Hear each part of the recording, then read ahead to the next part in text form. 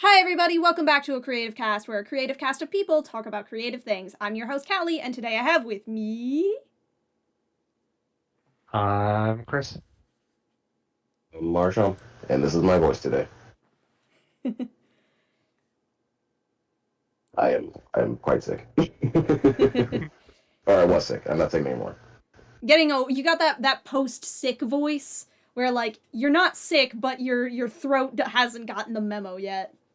Yeah, that's where I am right now. That's how I'm feeling. It's a good voice for being back. Hey guys, I hit puberty. Finally, post college puberty. It's my favorite. Nobody ever tells you about second puberty. They tell you Second puberty. they tell you about second breakfast, but they always leave out second puberty. Yes, congratulations, Marshaun, on reaching this new stage of your life. Indeed, indeed. Are you gonna have a party? Yeah. I'll throw myself a quinceañera. Heck yeah. I look forward to the festivities. Alright, so today we are going to be doing something a little different. Kind of in the same vein of the fight episode. We're each gonna bring up a thing that we've been really enjoying lately, but there isn't really a theme to it this time. It's just whatever we've had our eyes on, whatever we've been enjoying, our fixations, our interests, whatever you want to call it, just something that we have been appreciating. Yeah. So, would anyone like to go first? I have a question. Isn't the theme creativity? I mean, it always is. This is a creative cast where a creative cast of people talk about creative things. So the thing being creative is kind of a given. Yeah, let's make sure. I didn't realize it was unspoken. I guess it's not even unspoken. It's in the title. It's literally in the intro. Yes, but anything can be creative, Marshaun. Anything. Anything. Why do I hear feel this like- music? Our whole lives have been like since we've known each other. All of us, it's just been creative nonstop. Non-stop creativity. Yes. Someone please stop the creativity. Can't stop, won't stop. If life isn't creative, just count me out. Exactly. See, you get it. Yeah. That's great. Speaking of life, I'll go first. love the segue. Go for it. And I say that because You were born first. I was born. What Well, yeah. was it? You were born first. You were born before us. That's true. Oh. But that is not the reason for my segue. My segue is life, like Half-Life Alyx. Oh. Okay. I don't know anything about that. So Half-Life Alyx is my creative indulgence that I would like to share with the class. It is a 4-year-old game, so it's not necessarily new per se. It came out in 2020. And I never got around to playing it, but I knew I always wanted to because it's made by Valve, and I'm a huge Left 4 Dead fan, huge Portal fan, and people have been saying since it released that it's an amazing virtual reality experience. And as someone that makes virtual reality experiences, I wanted to try it. But I only recently got to it, 4 years after it came out. And I can confirm that it is super, super cool. Okay. I didn't hear much about it after it came out. And I feel bad about that. But at the same time, I wasn't looking for anything because I didn't play the other ones, and I didn't want to be super spoiled if it was like a great game that I needed to play. So I'm excited to hear about this Yeah, or your experience. I'll share with you guys a link to the Cool. announcement trailer and maybe how you can put it in the notes or something. Yeah. Um, but yeah, I've only played a couple sessions of it, so I'm not super far into it. Um, but so far it is really cool. Um, for a VR game especially, the graphics are insane. Um, the all the like props and the environment set pieces and stuff have like really nice texturing and cinematic lighting. Um, and just like the sense of scale you get in the game is really crazy. Like there's a moment in the announcement trailer um, that shows what the environment looks like in the starting scene. It's like this giant like sci-fi tower, and there's like all these ships flying up to it, and there's like wires, and it just looks insane from a virtual reality perspective. I'm looking at the trailer right now. By the way, it's softly playing as you're talking over it, and that tower is pretty spectacular. I was thinking about that from like the perspective of like using real space, which I don't know if that's actually what it's called, but like in like Dark Souls games, you know, you'll see something in the distance, and then you can actually go to it. That tower looked so crazy far away, but the wires were coming right at you. It's a really good look. Yeah, it feels like you can just like traverse up to it. Of course, level designed, it's not intended to go up to it, but um, it feels so like gargantuan and uh, intimidating. Super cool. So that scene where you're looking up at this like giant tower with all the wires, that's like the intro scene to the game. And I spent like probably like a half an hour just like sitting in the scene. Partially because the environment's super cool, but also because the like everything in the world is interactable. So like on this rooftop, there's like all these glass bottles and like different props that you can just like throw around and like toss off the building. Um, there's even like this little pigeon that's sitting on the roof across from you, and you can like try and hit it with objects and it'll like fly away. It's just like little things that, especially in a VR game, like sell the world. That's really cool. I love little details like that. Are you also looking at the trailer? I am not currently, solely because I'm recording my desktop's audio. Right. Okay, never mind. Well, it's a really cool trailer. Here, I'll see if I can pull it up on my phone. It's not totally necessary. I was just asking.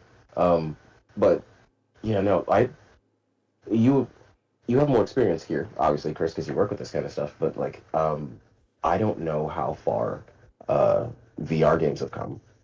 Um, like how like what they're really capable of.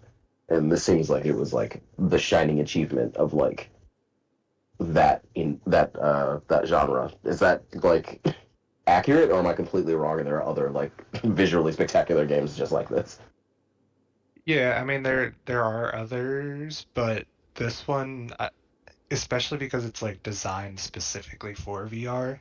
Mm-hmm. Um, like like there's things like Skyrim VR, which obviously was like a PC game first, that was then ported to VR. That looks really good. Um, but like this game, it's just like you can tell that it's made for the VR medium. Does your control over the interactability, like your ability to just kind of interact with everything, does that kind of make it seem so much more like? Does that add a lot to it? I guess. Yeah, Is- I mean that's like one of the things that just like one of my biggest takeaways personally from this and like stuff that I want to bring into my own projects and like work projects and stuff is just like how much interacting with the world matters in VR. Mhm. Um, there's this one small moment um, that I really really enjoyed, which was it's like a really dumb thing, but as you're like walking through this level, there's a playground, um, and it's like all run down and disheveled and stuff. But if you walk over to it, you can like grab onto the swings and like throw them, and it'll be like physically accurate. And then there's like one of those like spinny, I don't know what you call them, like a carousel type thing. Oh, I know what you're talking about. Yeah, like you would normally see it on the playground and like spin kids on it and stuff. But Carousel. yeah, that thing you could just like grab in VR and like spin it as if it was a real object, and it really felt like it was there. Um, it was just yeah, I haven't even gotten to like the point where there's like really big like scary monsters or anything, Mhm. but it's just like the world is so well built and so immersive. I'm obsessed. It's very exciting. That seems like super exciting. Yeah.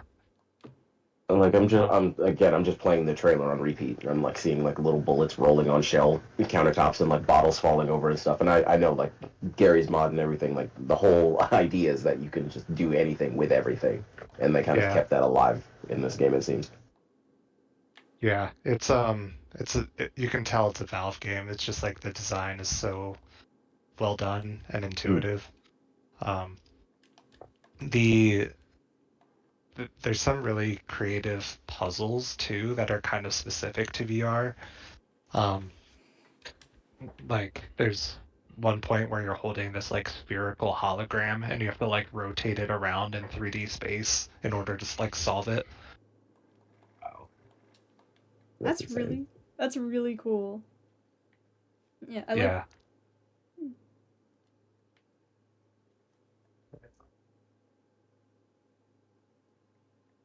Were you saying something, Karen? Oh, I was just gonna say I agree. Like I really like that level of detail that they're putting into the game, into the world.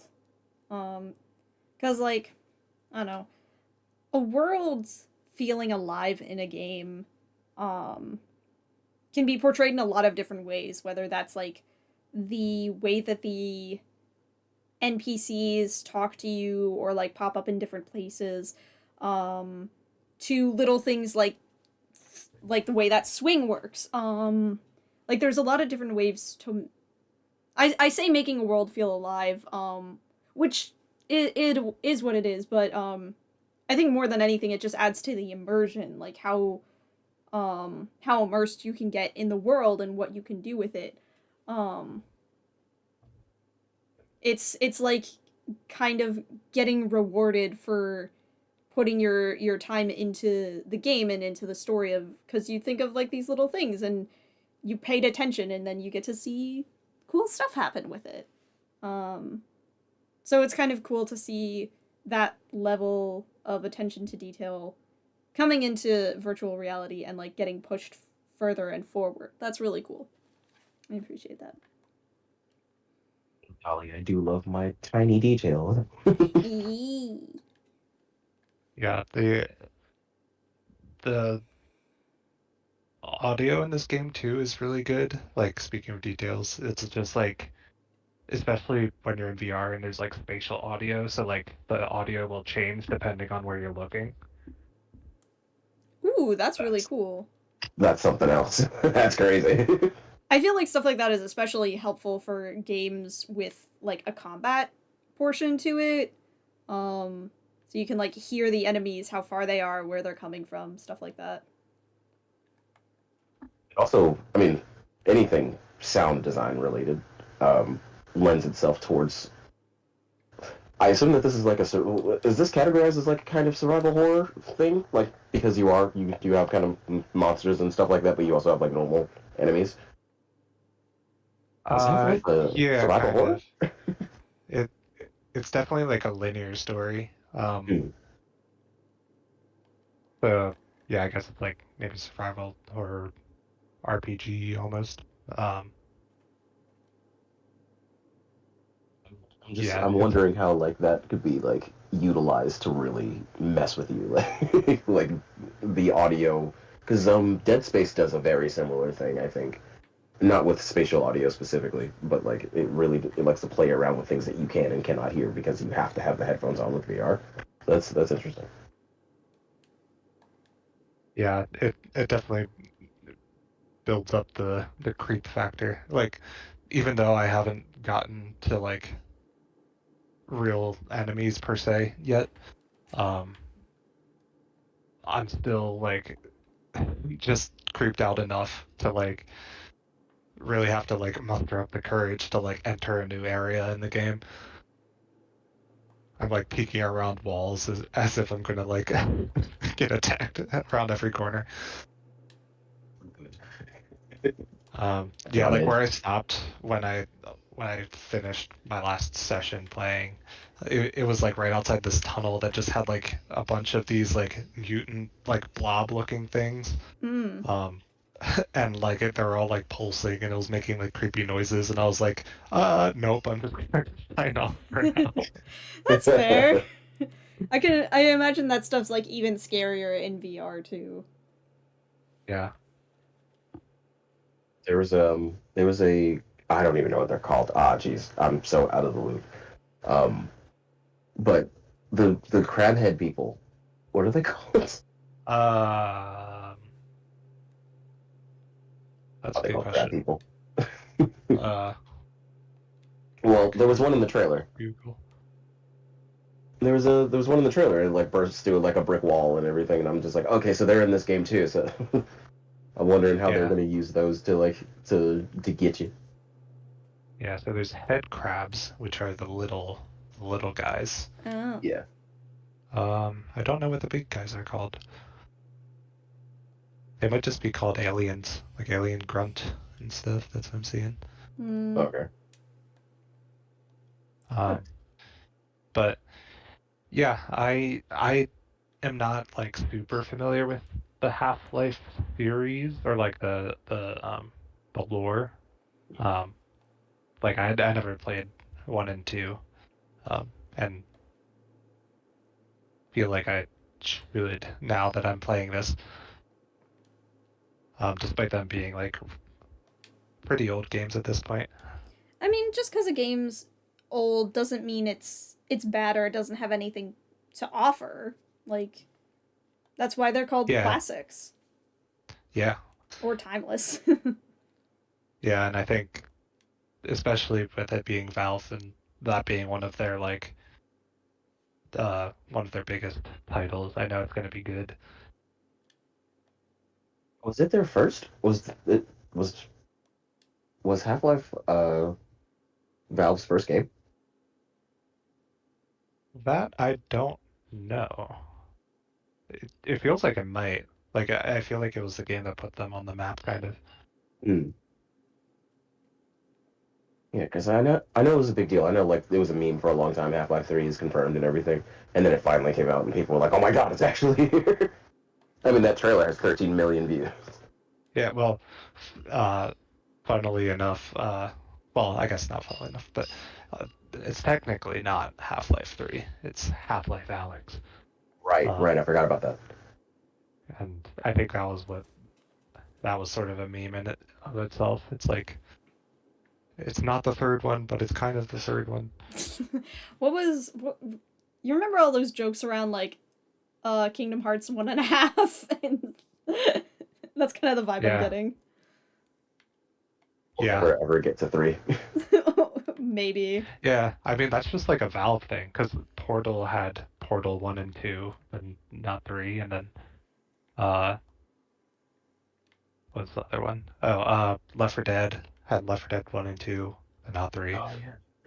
They just hate doing third games. They heard about the rule of 3 and were not fans. The third one in the Wow. series is always the worst, so they just don't make thirds. Yeah. They don't make bad games. Oh, they did Counter-Strike 2 as well. Or Counter-Strike as well. Not Counter-Strike 2. Or they did do Counter-Strike 2. Just kidding. Which also doesn't have a third game. Team Fortress also doesn't have a third. Wow. I'm realizing that this is really a theme for them. I'm just looking at their game titles. And it does look like Half-Life is their first game. Yeah, it came out in 1998. Yeah. Jeez. That's crazy. Wait. I googled it just now. That's really cool. Yeah, I just wanted to bring that game up, partially because it's something that I've been playing recently, and recent fascination, but also because I feel like VR is in a increase in popularity with like the Quest 3 and with the Vision Pro coming out. There's like a new wave of people getting interested in VR, and I feel like this game is just like a really good example of what VR could be as far as games go. I'm glad that you reminded me about it, honestly. I can't afford a VR headset, but I've wanted one for a while, and one day I will get one. Because you let us try on, what was it, the Quest? Yeah, the Quest 2. Yeah, the Quest 2. That was so cool. Like, it was such an experience. Like the little like interactive gallery that we checked out, and then like getting to do the drawing and the painting and stuff. That was really fun. That was awesome. It was a great experience. And then like I've always wondered since then, like what would it feel like to like get into like a AAA like actual game and like start going. I think it would blow my mind. Yee. Yeah. Next time you guys come out here, we'll definitely have to try this one out. Even just like the first section of it. Absolutely. I would be very excited to try it out. The game looks amazing. And if I know myself, I'll probably go down a rabbit hole of just like, okay, so this is a really fun game. So let me just check out a little bit of the lore, and let me just check out a little bit of the lore from the last game, and then I'll wind up just like knowing everything about Half-Life. That's just how it starts with me. Yeah, the lore in this game is deep. Ooh. Aliens, there's bad army people. My favorite enemy. Like I said, I'm not that familiar. That's okay. Bad army people are my favorite people to kill in video games. Yeah. Hell yeah. I hope there's people that listen to this and are huge Half-Life fans that can yell at me for getting everything wrong. Big mood, big mood. I totally understand that. But yeah. That's all I got to say about Half-Life Alyx. I'll keep you updated as I play more. I'm sure it'll get scarier and I might cry, but Oh no. When it gets to the scary parts, when you have a day to play, you can just like invite us over. We'll come over. We'll say hi. Or maybe Carolyn won't be here for the scary part stuff, but I will be there. If you invite me over, play scary games. I will play scary games with you. You and Ben. Perfect. I think Cal would get a laugh out of watching us cower. Probably just a little bit. Understandable. It's gonna. We have to keep the volume down, so try not to scream my head off. It'd be very fun. Well, instead of having a swear jar, we'll have a scream jar. A yelp jar. A yelp jar. We're not allowed. There you go. You're not allowed to scream. My gosh. Yeah, thank you so much for sharing. Any last bits you about the game, or any last questions? No, I'll keep you updated, and if you have the means to play a VR, then I recommend trying it out. The game, that is, Half-Life Alyx. Hell yeah. And try out VR. You know what? Try out Yeah. VR. Yeah. Yeah, why not? I This realized is I a, made it sound like a generic statement, but I meant specifically as specifically this game. But yes, try out VR as well. we here at Creative Cast stand by everybody playing VR at some point. Can I say that? Do you think we all will Yeah, stand for yeah. I definitely stand by that. that? Cool. That's sick. Cal, what was your thing? What have you been interested in lately? So, the thing that I wanted to talk about was also a game. It's called Cult of the Lamb. Ooh. Also not a new game, but it's new to me. Uh, so I got Cult of the Lamb at, okay, it's February now. I got it in December, and I have played it so much, maybe too much, honestly. um, I got the DLCs, and I've been getting like updates. It's been a very very fun time. Um, but one of the interesting things, for me personally about this game was that I kind of went into it completely blind. Like, I knew the gist of it. Like, oh, cult simulator. You have a cult, and you grow it, and you fight people. Cool. But I knew next to nothing about the lore, or like the characters, or the world at large, really. And I got into it because a creator I really like was making a bunch of fan art and stuff for it. And I was just like, damn, all right, well, I want to appreciate what you're doing a little bit better, so let me check this out. Plus, I've been wanting to check this out for a while, so it kind of worked out, just like, all right. Um, and I realized early on in the game, I was just like, wow, I haven't watched anyone else play this game. I know very little about like how the mechanics work, where to go, what to do.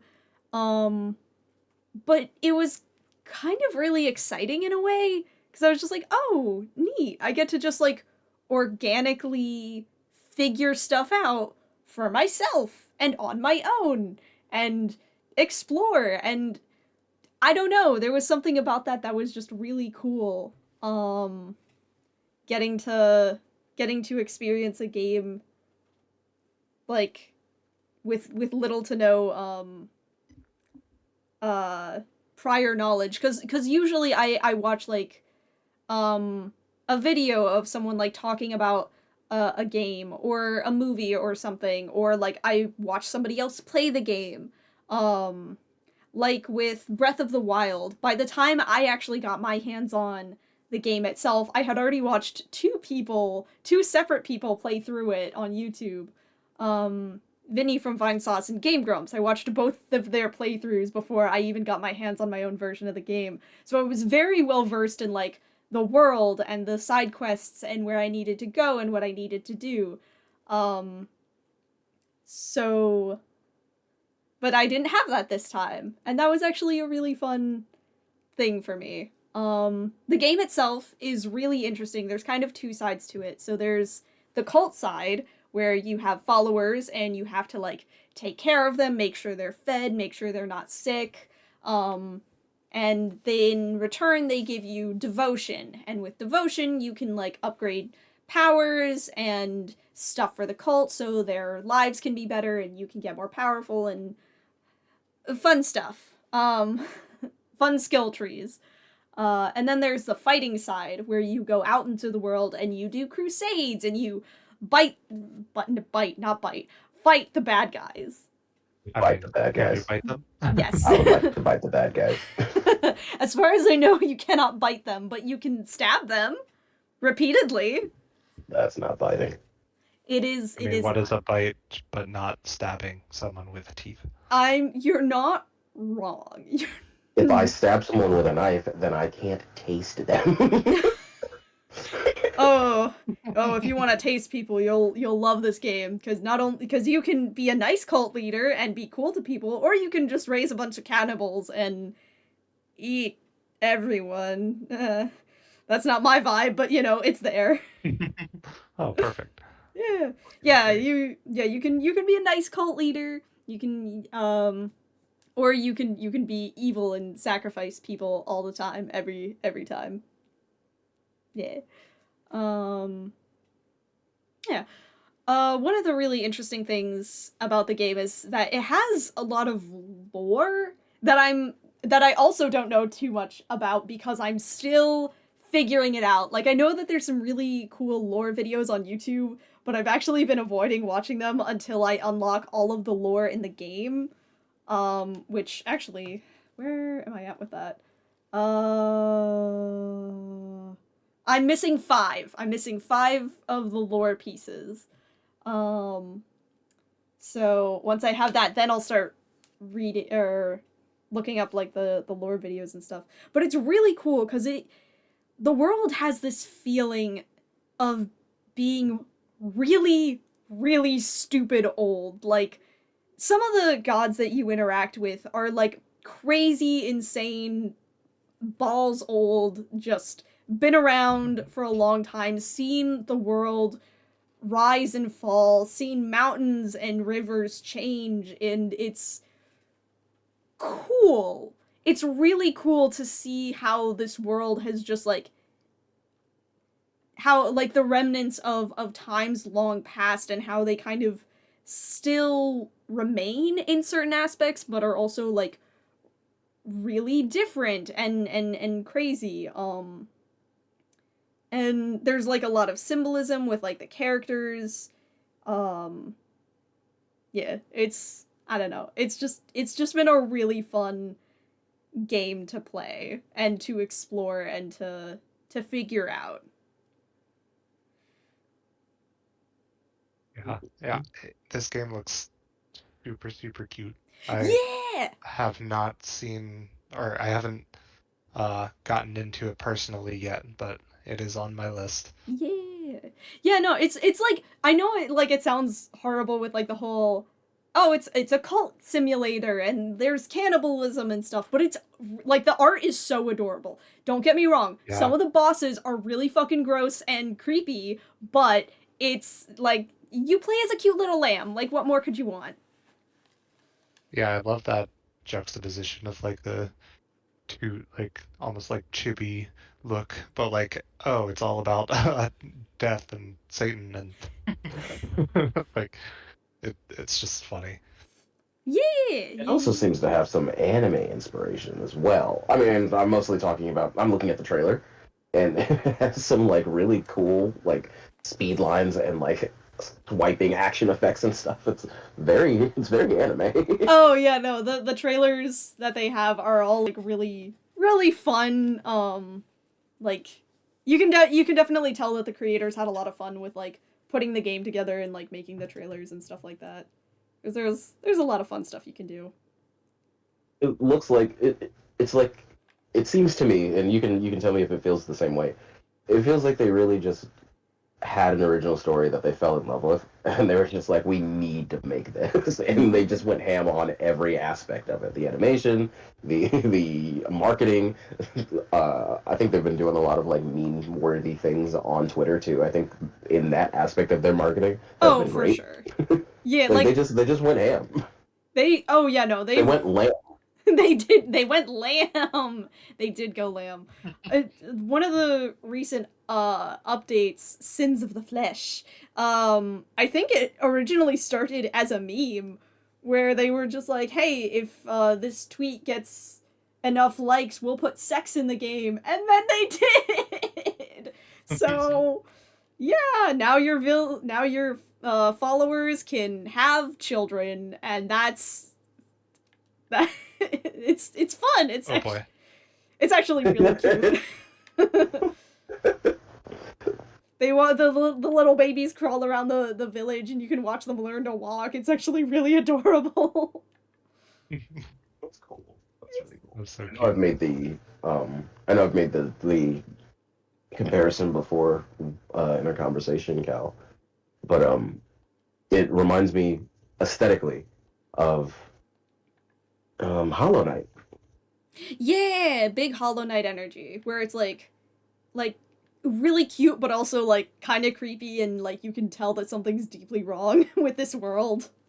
Yeah, it's a lot more subtle, I think, with Cult of the Lamb on like the honestly, not really, but like where like Hollow Knight is clearly like a world about bugs in a bug world. Everything's mostly like basically muted blues, like very muted tones, not much of a color palette.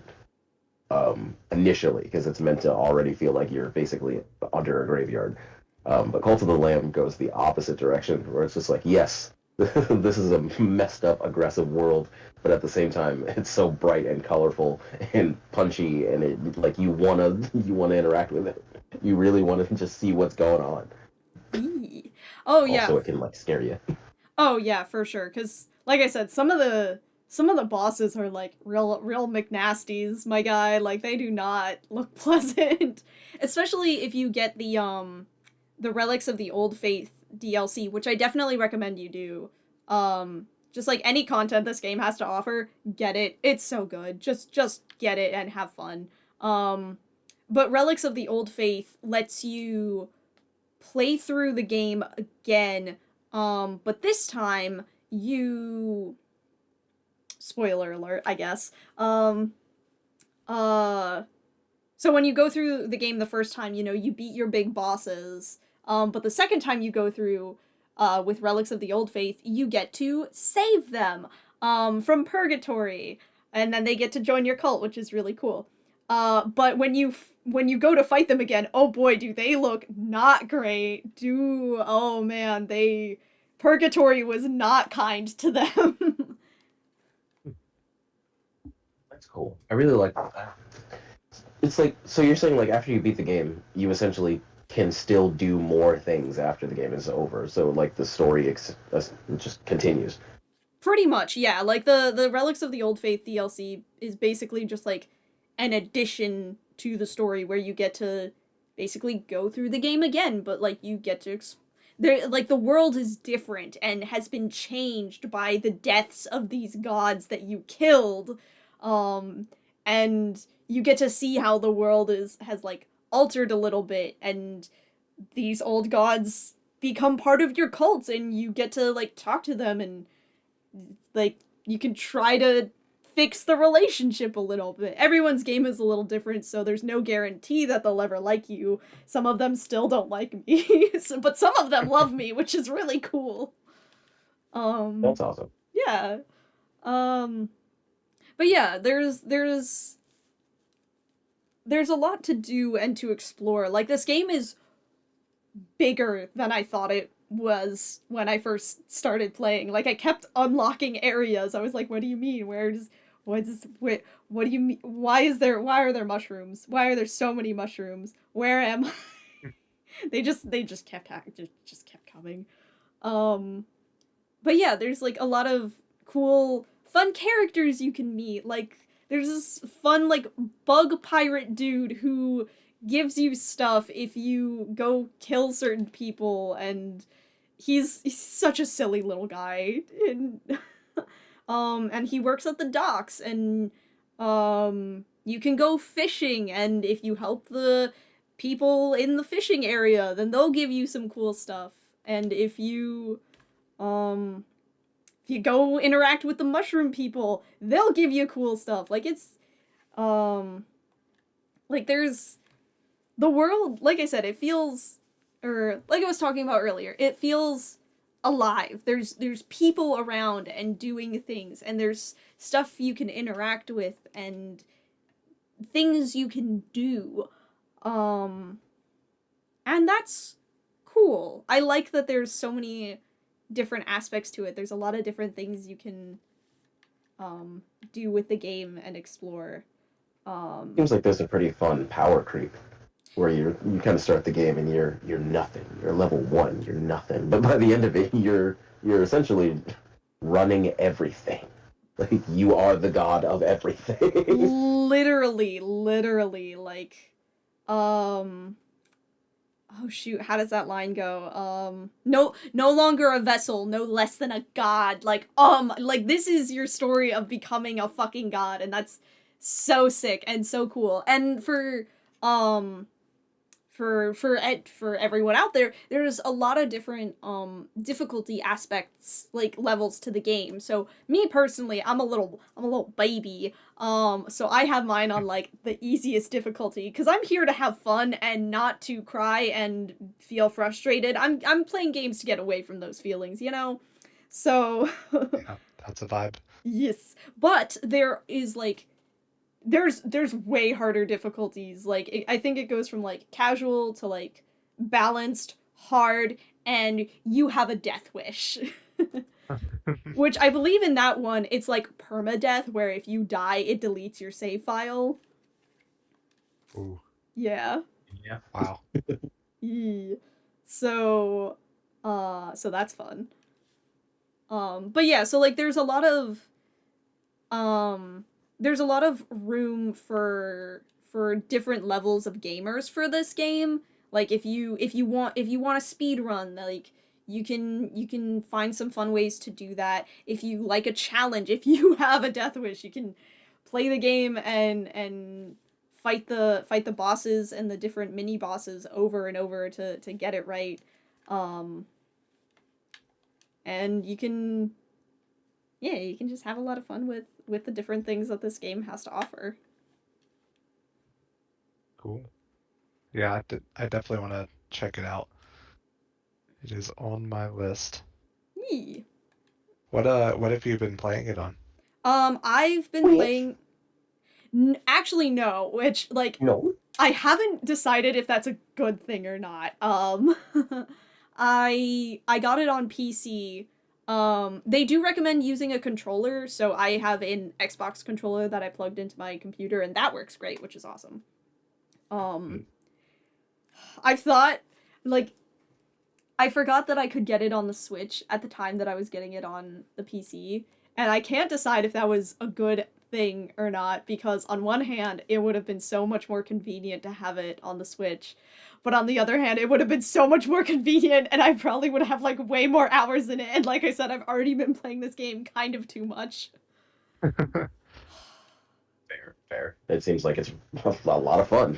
It is a lot of fun, and like at its root, like that's what games largely are meant to be, is fun, and that's what this game is. It's fun. I love my silly little villagers and their dumb little quests that they have for me. I love running around in the forest and beating the shit out of evil cultists. I love finding weird creatures in the world that like to give me things because they're weird and nice. I love discovering the lore of this world and how cryptic and creepy it is, and piecing together the lives that have been ruined and built and fallen in the past, and it's cool. I really like this game. That's exciting. That was really exciting. I love like deep lore. So just any game that's just like, yes, the setting that you are in is just one time in this long history of like a million other things that happened that you had nothing to do with, that shaped how the entire world works.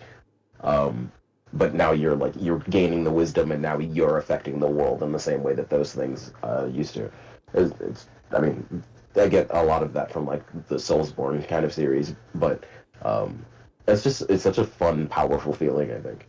I think I kind of get a similar feeling from like Shadow of the Colossus as well, where you come across these ancient things, and like you, in a way, are kind of insignificant. Like the world would still be turning and everything would still be moving the way that it is without you, but then you show up and you're like, wow, look at this ancient thing. Time to kill it. Yeah, literally. You are so like I don't think this is a spoiler because this is essentially the premise of the game, but like there's a prophecy. Da da da. There's a prophecy that a lamb would free the god of death and kill the gods of chaos, famine, pestilence, and war. 5 becomes 4, becomes 3, becomes 2, becomes 1, becomes nothing. And in order to avoid this fate, the 4 gods decide to hunt down and murder every lamb they can come across. Every single one. And you, as the player, you play as the very last lamb that they decide to sacrifice in order to be like, hey, we did it, we avoided the prophecy, and dabbing on the haters. But if you were paying attention, I said that the lamb would free the god of death.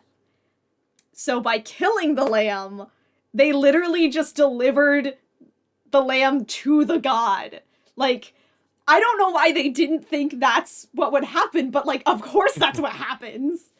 So yeah, like once they execute the lamb, immediately you're in the afterlife, and the god of death is just like, ayo! Also, god of death in this game is referred to as the one who waits, which is fucking baller. What a fantastic name for a god of death. I love the idea of like death being uber patient, because of course it is. Like death, like do whatever you want, everything will be dead eventually, so like death can be patient as hell. I love that idea, that eerie, like inevitable, unimaginably horrific, cosmic horror level, like god of death. Like oh man, I just love the vibes around him.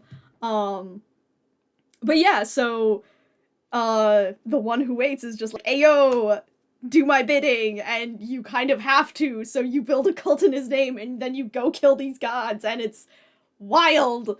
But yeah, like that's such a cool premise, and like the symbolism of like being a sacrificial lamb that ascends to fucking godhood. Like, oh my gosh, it's cool. Yeah, that's sick. Right? I love that premise. It's good wish fulfillment there. A little bit, just a little bit. Oh man. Yeah, the vibes, they are immaculate with this game. Sounds like it. Yeah. Yeah. Well, thanks for sharing. Yeah, thanks for listening. I'll listen to this rant twice, actually, and I still am very interested in this game. Yay! Yes, it's moving up higher on my list. Yes. For sure. Yeah. And like, I don't think I mentioned it before, but like, I also really like the music in this game. There's a, what is it called? Okay, you know how like a lot of games have like a mini game within it? Like a card game or a dice game or some shit? Sure, yeah. Yeah. Yeah. This game has one of those. It's called Knucklebones, and I have been obsessed with it for a lot of reasons. 1, because it's fun, but 2, the music that plays is so good. Like, if you check out nothing else about this game, at least check out the soundtrack to Knucklebones. I'm interested in checking out the whole soundtrack. Yeah, please do. Now that like, you bring it up. It's good. Like, they really capture this, like, weird, like, I don't know how to explain it, but they do a really cool, like, sound mixing with, like, a lot of the areas, like, specifically when you go on crusades, it's like they mix and they cut things up, and they got cool, like, vocals going on, and it's really hard to put in the words, but I do recommend checking out the soundtrack, because it is really good. Especially, like, the Darkwood soundtrack. Delicious. I'm excited to listen to it, because, like, genuinely, like, video game soundtracks are something that I tend to overlook, unfortunately. I'm not Like I very much like listening to music and everything. I would say that I'm becoming more of a musical person, but I don't. It's always after the visuals, obviously, because that's how we were all trained. We're visual artists. Some of us more attuned to music than others, but like when it comes to visuals, it's just like that's the first thing that I'm thinking about. But like recently, I've gotten into, and this is not this is not my topic, but like I think this is something that maybe you guys would be interested in. Um, I've just been listening to like PlayStation 1 era, like just synth waves Ooh. or like soundtracks of like games like Tetris. You know what I mean? Like games that are basically just puzzle games and then music. And the music it carries a lot of the game if you're not super into the puzzle. And like those are like early 2000s, late 90s, just like video game chill vibes have been like I've been coasting on those. They've been like helping me chill out in my office. I've fallen asleep to a couple of them. Like they're really good. I could put some in the group chat, and I'm looking for one on my feed now. But it was like PS1 jazz or like Show Me the Universe, and it's like Nintendo Kirby music mixed with like a bunch of other like space themed Nintendo games or whatever. And it's just like wow, this is the coolest thing I've done in a while. That's Sorry, really I'm Yeah, sick. sounds cool. sorry to distract, to take away. Nah, you good, you good. That's a really cool vibe you got. I'll absolutely let you know if I find it because it was just such a vibe, such a bob. Yee. Jungle Fatigue Volume 3. That's one of them I was listening to. Sick. Jungle fatigue.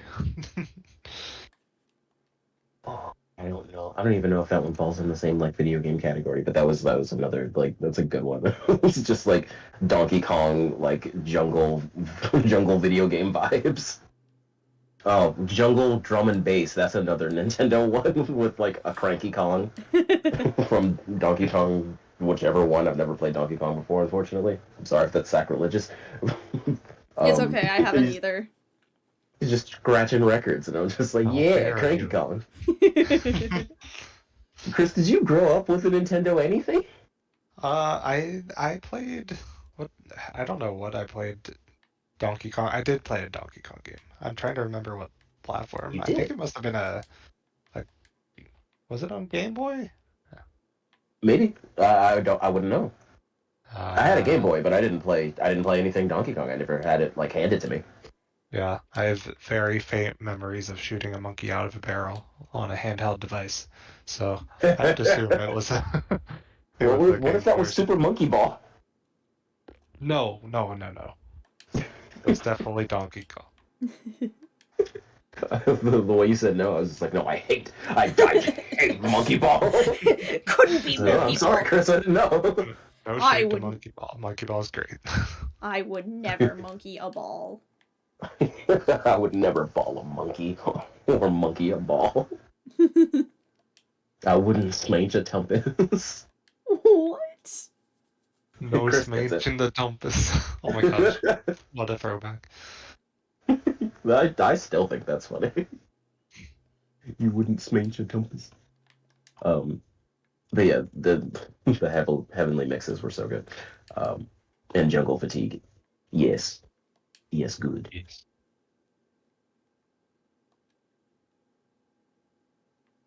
So Cal, do you want to?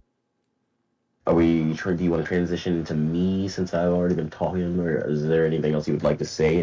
Any other final statements for Monkey Ball? uh, Nothing on I mean, Monkey Cult of the Ball. Monkey. I got nothing for Cult of the Monkey. No, I think I'm Cult of the Monkeyed out. Thank you for letting me rant about my Monkey of the Lamb.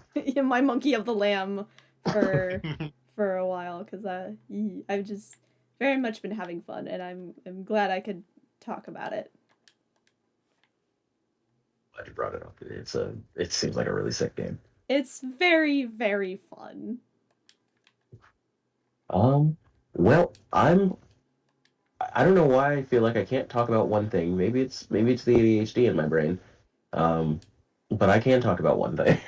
It's just in the last few weeks, if I'm updating you, my friends, on what I've been into. I mean, Tekken came out recently. I don't even know if it's been out for a month yet. Maybe a little over. Um, I'm not good with time, but boy oh boy, did Tekken take the world by storm. Tekken 8 specifically. And it's a lovely, goofy game. I'm not saying that this is my whole topic. I just wanted to point out that like Tekken did take up a lot of my brain power for like a good like 2.5 weeks. That's fair. I was very excited. I've never played a Tekken seriously. If you're not familiar, it is a 3D fighting game.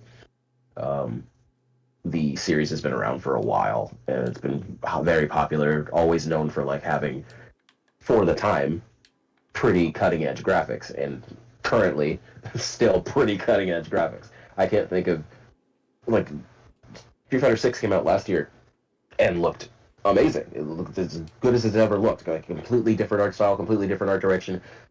Looks amazing. And Tekken 8 came out and it somehow blew even that out of the water. It's just such a cool looking game. Everyone's wearing like sick outfits. The textures are so bold and poppy. Not even like if we just want to move away from the characters, even like the environments. There's a stage from like different parts of the world, obviously. And the main stage that they showed off is a Times Square stage. And I mean, a million video games have Times Square in it, but like, I feel like I'm in Times Square, my guy. like I play Spider-Man sometimes just to swing around New York and feel homesick, and it like their New York is pretty great. Tekken 8's Tekken 8's almost said Wall Street. Tekken 8's New York stage is just so pristine from like the sidewalks. It looks so good. It's funny that's the thing I'm talking about. Like the streets, the roads, everything just looks so good. The way they put the little bus stations in different places, the way they replace popular signs with like names from characters in the game so they don't get sued. It's such a good stage. All the stages are so good looking. Everything in the game is so good looking. The story was so good. Everything was so good. It was a good game. Excuse me. It's killing me. Oh no. It's so good. It's bringing your death. Love it to death. But just moving away from that for a second. Tekken 8 is just great. Tekken 8 is great. Another thing that I never. Gosh, I don't even really want to talk about Silent Hill. Ugh. 1 second. I gotta call. I think he wants to talk about Silent Hill. All right, I'm back. I think so too. I don't really want to talk about Silent Hill. It's Silent Hill. A short message came out, which I mean I can't be too mad about it because it was free. But it was announced that a Silent Hill project would be like being released, and then that night it was dropped, and I was so excited, dude. I was so excited for Silent Hill. Anything.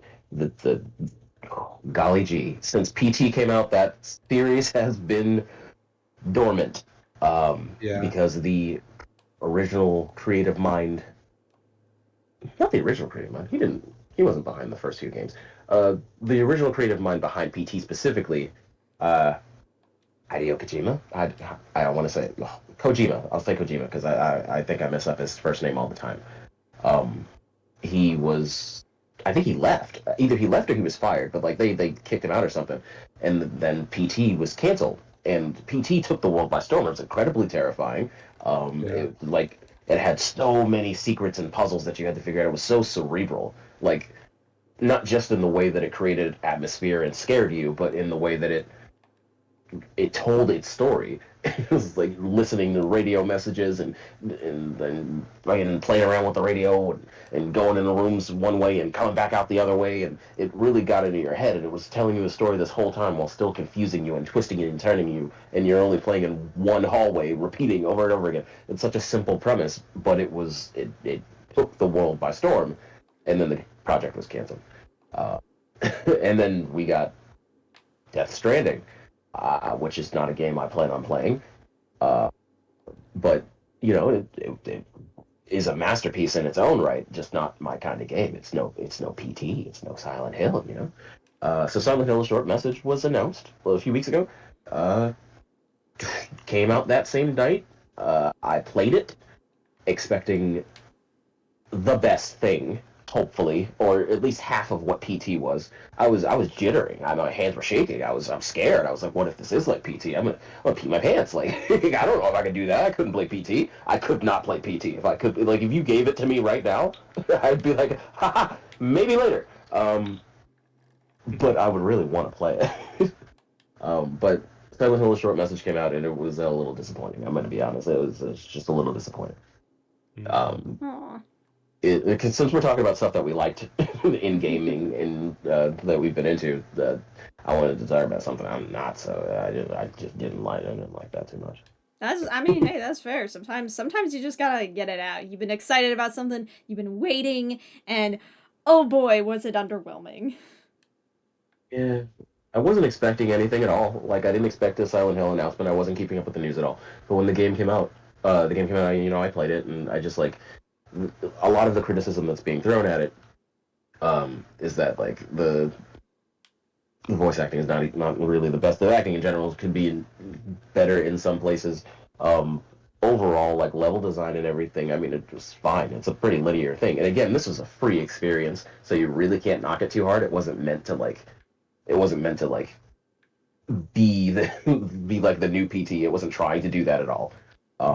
It was just trying to tell a modern Silent Hill story for an audience that might not, you know the world, know the mechanics, know the kinds of things that go on in Silent Hill. If you haven't played these games that came out in the '90s, early '90s, or sorry, not early '90s, early 2000s, late '90s, and it really needed some work in a lot of places. It talks about some pretty heavy stuff, and that's not a bad thing. And it's interesting that it talks about, you know, it does go into suicide, and things of that nature, and how people, you know, deal with bullying and deal with other like social issues in this world. Like, you're looking at your phone a lot of the times, you're reading messages. It's called a short message. You look at your phone, you read messages from your friend, you're looking for your friend. There was clearly a lot of cyberbullying that happened with some of the characters and things like that. The entity that stalks you is, I guess it's not in any digital sense. They didn't use that with the entity that stalks you, but it was just breaking away from the other thing I was talking about. My head's all over the place. But the entity, the cherry blossom monster that stalks you throughout the game, has an interesting design. It does have an interesting design. It is kind of cool, because there's usually like an iconic monster, an iconic thing going on in Silent Hill. Usually it's like Pyramid Head. The Pyramid Head really should only stay in Silent Hill 2 because there's a manifestation of the main character and whatever. We don't even talk about that. But he's a popular character, so other game developers are just like, oh, let's put Pyramid Head in the game. That's scary. That's iconic, right? They did that in the movies too. Silent Hill came out and they were just like, let's put Pyramid Head in the movies. And it's like, he shouldn't be there. He doesn't make sense. It's almost just like trying to leverage the IP just to do it. Pretty much. Like, people pick up Silent Hill just to get the rights to put the sexy Pyramid Head on things. Which is definitely a thing, by the way. Sexy Pyramid Head was like a meme for a while. Oh no. I mean, that pyramid though. I love me a good shape. No. I feel like there's a Bill Cipher joke to be made here. No. What? I know you've seen the fan art. I've seen the fan art. I'm sure Pyramid Head and Bill Cipher fan art exists all over. I've somehow avoided it. Put it together, they make a diamond. We don't We don't need to get into diamonds. We don't need to bring No. Steven Universe into this. Oh no. Anyway, Silent Hill short message. I don't want to talk about every little thing about it. It was pretty short, hence the name. And I don't want to quote all the things out of context that I didn't particularly like as far as like the script goes. Because out of context, of course, everything will just sound a little cringy and cheap, and you kind of have to be in the experience to be spooked and be there to experience it. I'm sure that like you guys would probably have a very different experience to this than I would, because I mean I know Silent Hill relatively well, and the kind of attitude and energy that generally gives out and puts out there. But you guys would be new to it, and if you were to play it and play through it, it would probably seem like a pretty heartfelt story. Honestly, like it does really try hard to tell a hard-hitting story, and I think what probably there's just a barrier. I feel like they were trying to tell like a very intense story. It's just the way that they went about it kind of slowed it down.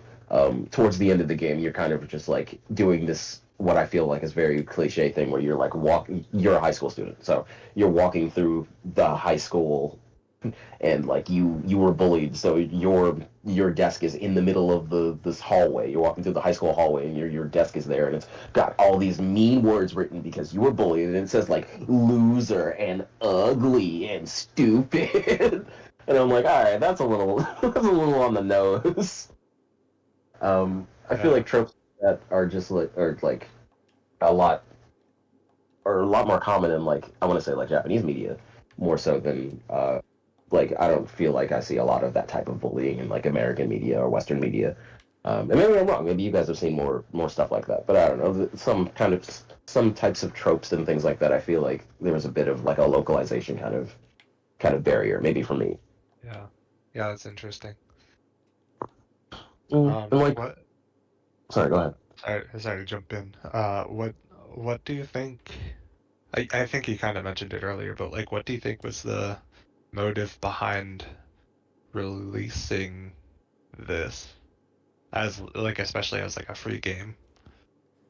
I think I heard in an interview or something adjacent to that that the idea was, like I said, it was the idea was just to kind of tell a modern story with the Silent Hill name, and kind of show what this new team was going to put forth, because they are working on Silent Hill 2 remake, which Okay.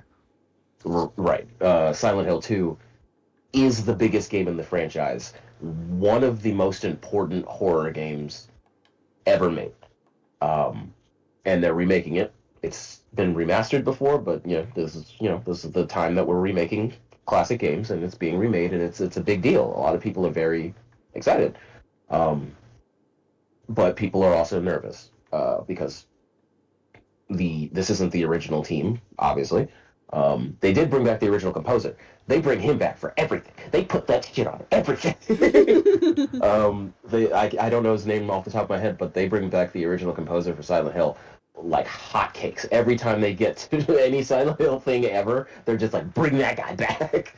And he makes amazing music, so it makes sense. He still loves the series, and he continues to make great music. And another reason why I was thinking about, I'm glad that you brought up soundtracks earlier, Cal, because people work really hard composing video game music, and it tends to go unthought about in my mind, and I don't want to ignore that anymore.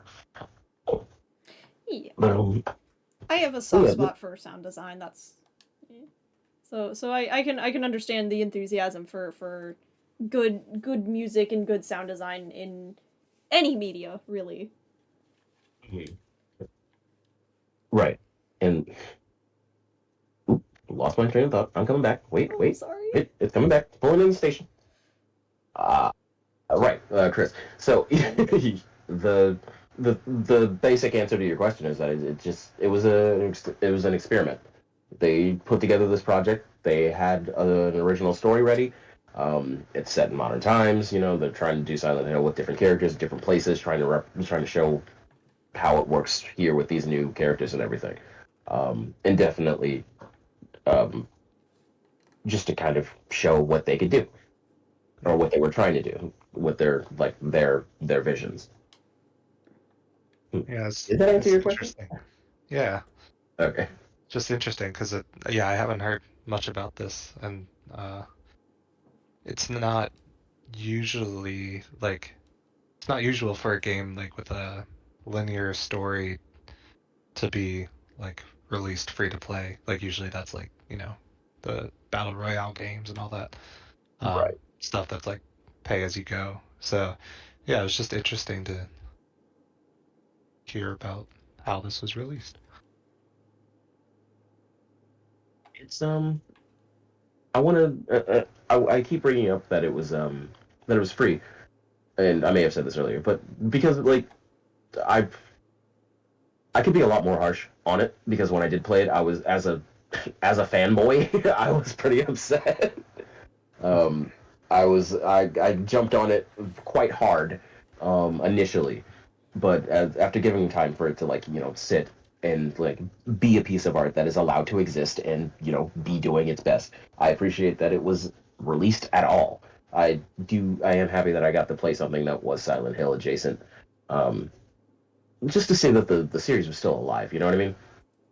Um, I Yeah. definitely don't just want to like tear it down because I mean what are you really gonna do? It's a free game. I didn't lose any money.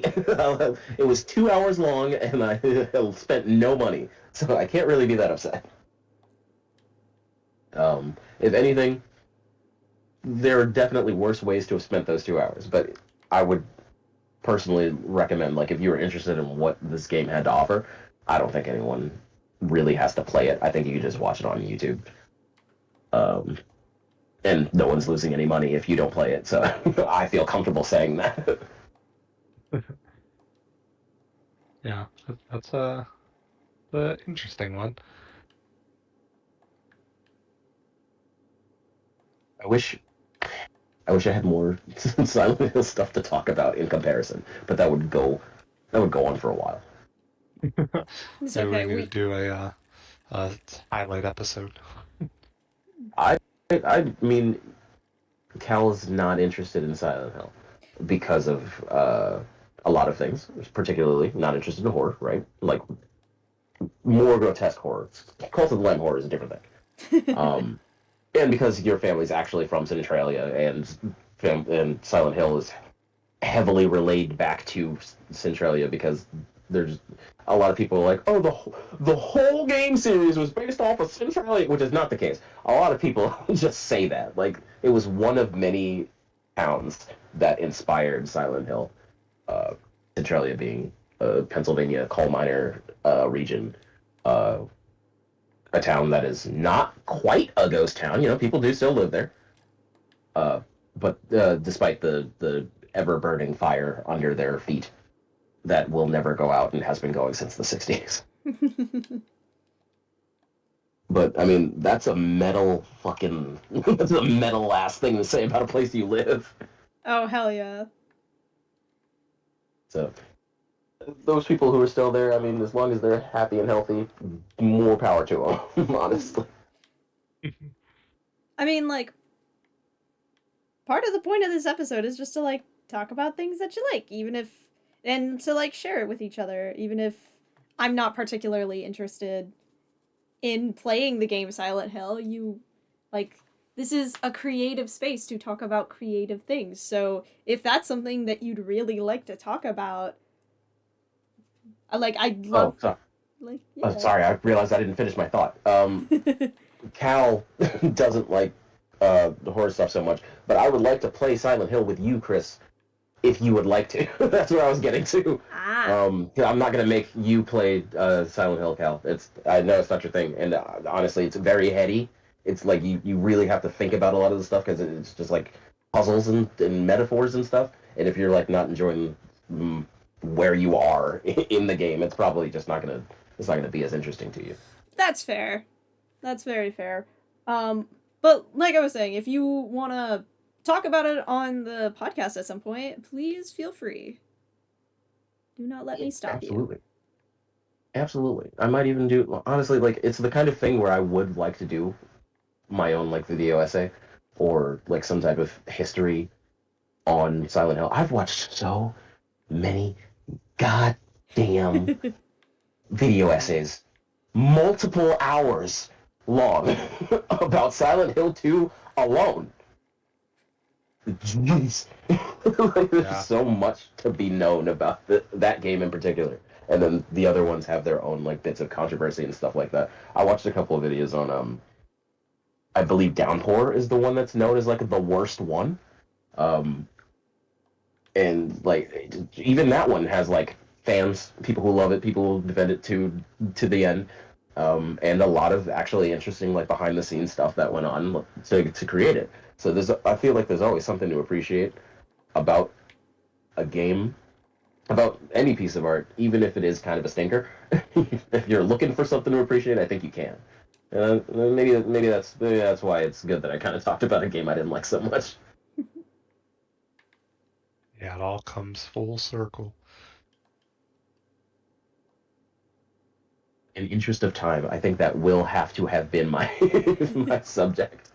Also, my throat is starting to kill me. Yeah, that's totally fair. Yeah, any closing thoughts? Any last minute details you guys would like to share, either about your topic or about somebody else's topic, about something completely unrelated to anything we talked about? Elden Ring just released today the trailer for its DLC, its long-awaited DLC. Elden Ring is now 2 years old, and I don't know if you know anything about FromSoft DLC, but it's looking pretty crisp. It's looking pretty good. FromSoft usually doesn't disappoint with their DLC, and I may have cried a little bit watching it, just a little. Ooh. It looks really good. But that's my bit of news to throw in. Hell yeah. Ooh, yeah, I was not aware. I'll have to look into that. I don't think I have anything else to share.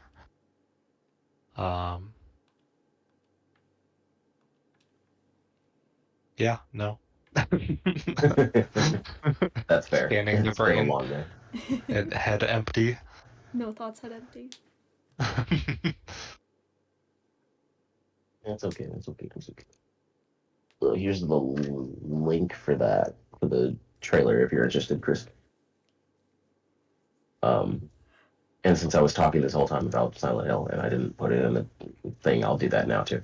Cool. I will. The trailer. Yeah, I'll link that stuff in the description too. Cool.